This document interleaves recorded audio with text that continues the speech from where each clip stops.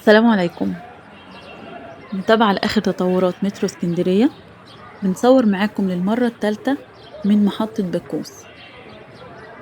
وطبعا التطورات المرة دي صعبة جدا لأن خلاص تم إزالة المحلات اللي صورناها المرة اللي فاتت، كانوا أصحابها بيخلوها وبياخدوا معداتهم ومستلزماتهم منها.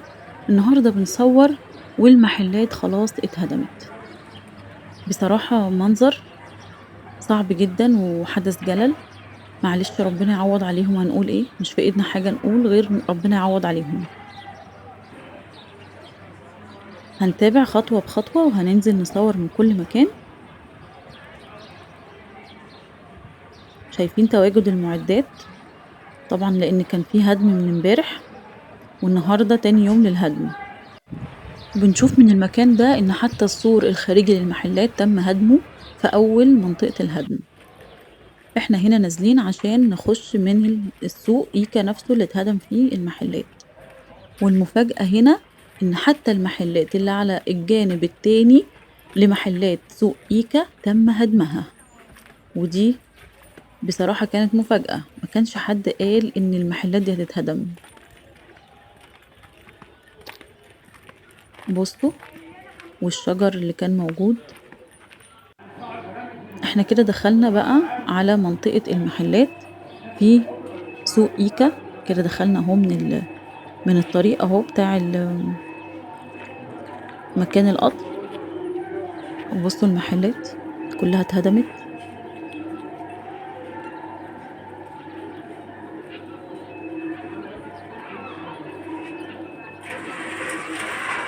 المحلات على الجانب التاني جوّه السوق طبعًا مفتوحة، الحمد لله ما طالهاش الهدم.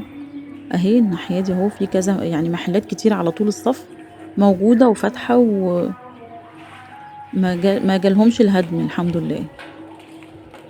المكان اللي ورانا ده كان مكان شركة إيكا اللي تم هدمها من كام سنة. كده هنكمّل في بقية الشارع عشان نشوف كل الهدد بتاع المحلات.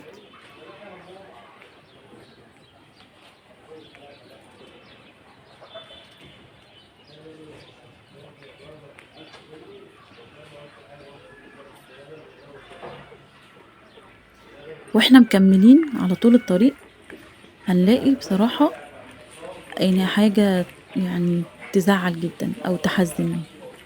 الناس اللي كانت فاتحة في المحلات دي برغم الهدد، جابوا البضاعة بتاعتهم ووقفوا فرشوا بيها مكان الهدم.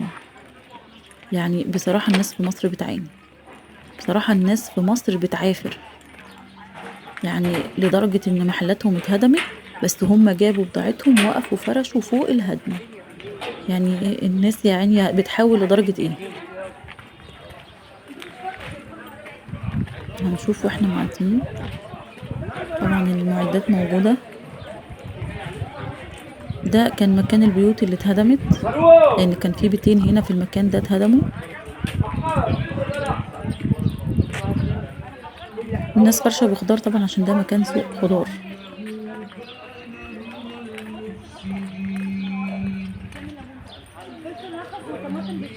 بُصّوا،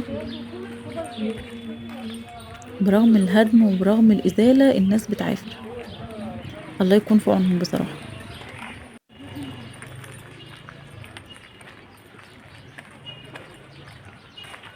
كده إحنا خلّصنا شارع سوق إيكا، خلّصنا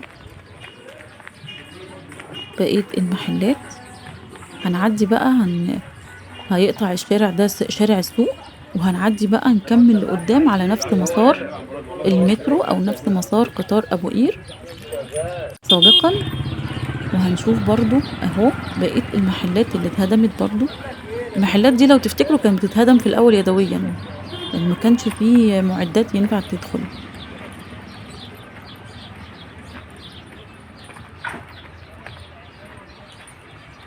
الشارع ده اللي كان في آخره شركة Shell، شركة الجاز، وبرضه تم إزالتها من كام سنة.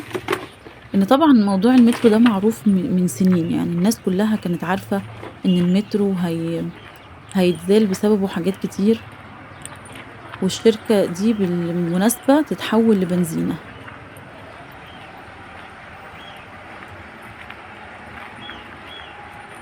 نشوف كل ده كانت محلات تم هدمها وتم إزالتها،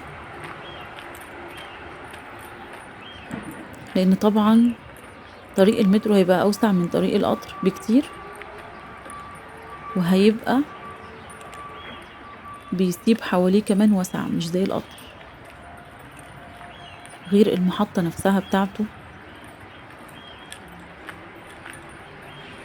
بُصّوا عند الشجر المتكسّر ده بقى أول شركة Shell، كانت طبعًا مقفولة قبل الهدد ده، بس كمان الإزالة دخلت أخدت كمان إيه، السور بتاع الشركة.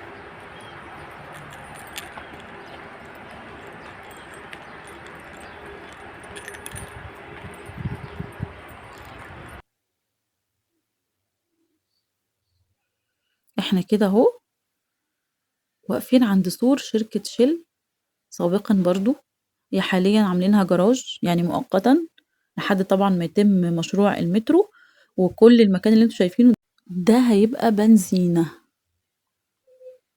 نلاحظ حتى المشتل اللي كان هنا برضه شالوه مع الهدم، الهدم طال حاجات كتير بصراحة في المكان. كان في مشتل جميل هنا كلّه ورد وشجر وبتاع برضه طبعًا اتزال مع لإن هو كان برضه على سكة القطر.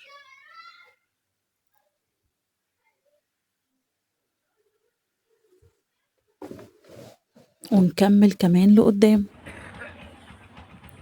لحد ما وصلنا عند محلات الضهرية، لإن الطريق اللي إحنا كنا ماشيين فيه ده خلاص فتح السكة لحد محلات الضهرية، وعدّينا مزلقان شارع سينما ليلى.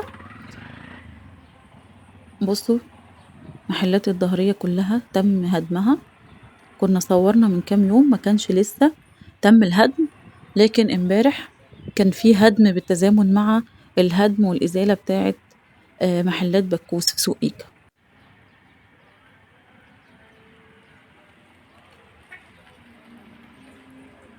وبكده أكون نقلت لكم آخر تطورات مترو إسكندرية في منطقة بكوس والإزالات الموجودة في منطقة بكوس.